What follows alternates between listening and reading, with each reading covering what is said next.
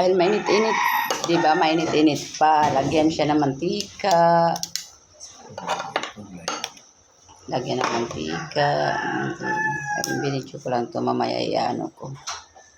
I-voice over. Yummy, yummy. Yummy, yummy. What?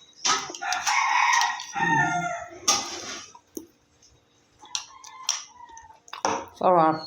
Diba? Mainit-init pa. Natunaw yung ano. Natunaw yung mantika kasi mainit yung saging. Ito kaya na-miss ko noon. Maliit pa kami. Sarap na kami. So, sa mantika, busog ka na.